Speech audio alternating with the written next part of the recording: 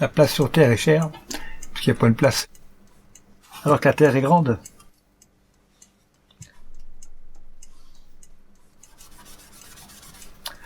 Parce que l'intérêt d'un objet, c'est d'essayer de lui donner quelque chose qui attire, quoi.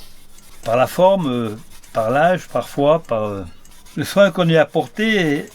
Il faut que ça déclenche une émotion, quoi. En toute chose, il faut qu'il y ait une émotion qui s'installe. Si tu fais quelque chose et que tout à coup tu sens une émotion, celui qui regarde ou qui l'achètera aura le même genre d'émotion et c'est gagné. Si ça n'a pas d'expression ou pas de vie, ça intéresse beaucoup moins, c'est évident.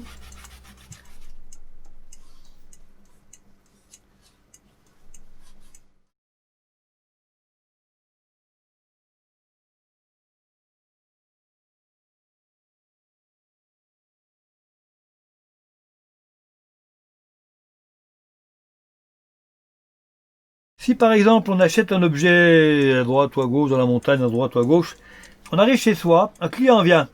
Ah, vous venez d'acheter ça, tiens, je vous le prends, combien voulez-vous?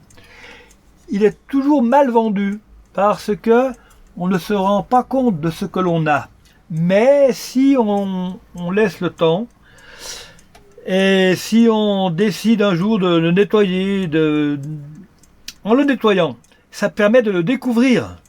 Et s'il est particulier, on en découvre toute sa beauté cachée. Et alors après, forcément, c'est plus le même prix. Bon, donc il faut se passionner pour les choses, même si les gens ne se passionnent plus, il faut faire fi de cela, il faut faire en fonction de ce qu'on connaît, de ce qu'on croit. Et puis, si c'est pas répertorié par les autres, accepté par les autres, eh bien tant pis. Faut suivre son chemin, quoi. Même si on est le seul sur le chemin, même si on est seul sur le chemin, il faut y aller quand même.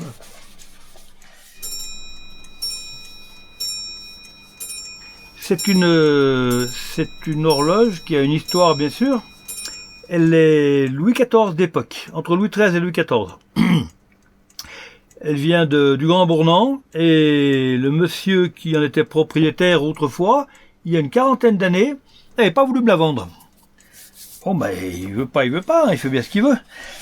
Et voilà que, dernièrement, son fils a démoli l'hôtel qu'il avait pour le reconstruire complètement. C'est de cette manière-là qu'il m'a appelé. On a débarrassé des affaires plus ou moins qui étaient dans le grenier de cet hôtel. Et c'est comme ça que j'ai eu cette horloge dont le père m'avait refusé la vente il y a 40 ans.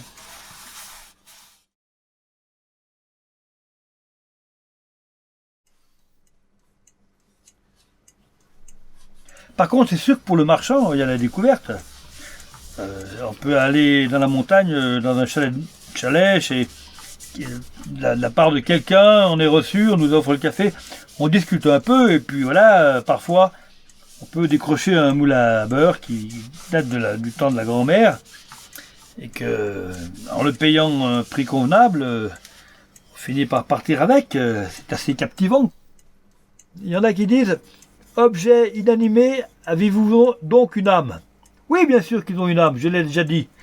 Ils ont l'âme des personnes qui ont vécu avec, par le service. Forcément, si c'était des mauvaises personnes, l'objet a une mauvaise âme. Et si c'était des bonnes gens, eh bien, l'objet parfois a des beaux reflets cachés parce que il a eu une bonne vie. C'est la preuve que les objets vivent avec leur propriétaire. Et dans un magasin, supposition d'antiquité, si les objets sont véritablement authentiques et si on en parle avec quelqu'un, eh bien, au bout d'un moment, en parlant des objets, on se rend compte qu'ils deviennent expressifs. Ça veut dire que les objets entendent ce que l'on dit d'eux et ils se manifestent aussi incroyable que cela puisse paraître. Tandis qu'un objet ancien comme celui-ci qui a vécu, c'est sensuel. Il y a tout un mystère qui l'enveloppe Eh ben, c'est le mystère de la vie qu'il a eue, tout simplement, quoi. C'est comme un vieil homme qui serait dans la montagne, qui serait ridé, pas possible, mais qui serait souriant et qui se ficherait pas mal de ses rides. Dans les villes, les gens sophistiqués se font tirer la peau, alors que lui, il vit avec ses rides et ça ne le dérange pas parce que elles sont la vie qu'il a eue. Et son expression traverse ses rides.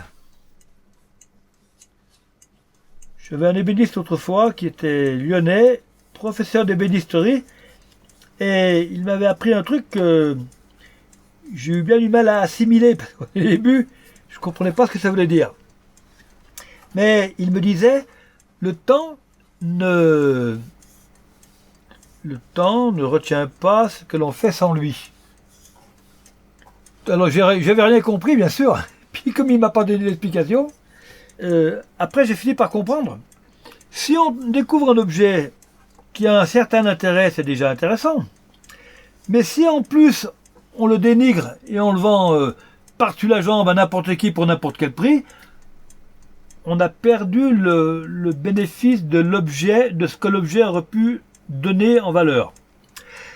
Mais si on veut le nettoyer très vite pour aller le vendre au marché le lendemain, alors on loupe une partie de ce que l'objet aurait pu donner parce que on a voulu s'en occuper sans vouloir passer le temps qu'il aurait fallu. Et forcément, l'objet, c'est comme celui qui fait un texte et qui écrit très mal. Eh bien, le texte, il est bien gentil, le texte, mais il n'a pas d'allure parce qu'il a été bafouillé par l'écriture. C'est pareil. Donc, le temps le temps ne respecte pas ce que l'on fait sans lui. Il faut laisser au temps ce qu'il faut pour l'objet, de façon à ce que l'objet puisse s'exprimer.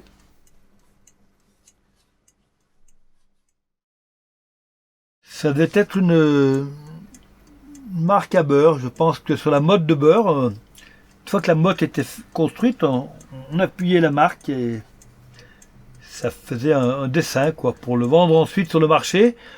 L'objet avait sa marque. Chaque montagnard qui vendait du beurre avait ses propres marques ou ses propres moules. Et c'était pas les mêmes dessins. Alors, je suppose que celui qui fabriquait son beurre mieux que l'autre, on le reconnaissait en premier lieu par le motif imprimé dessus. C'est toute l'histoire des campagnes, des choses individuelles provenant de fermes à chalets. On peut pas comparer parce que rien n'est pareil. Ce sont des objets uniques et personnels. Voilà.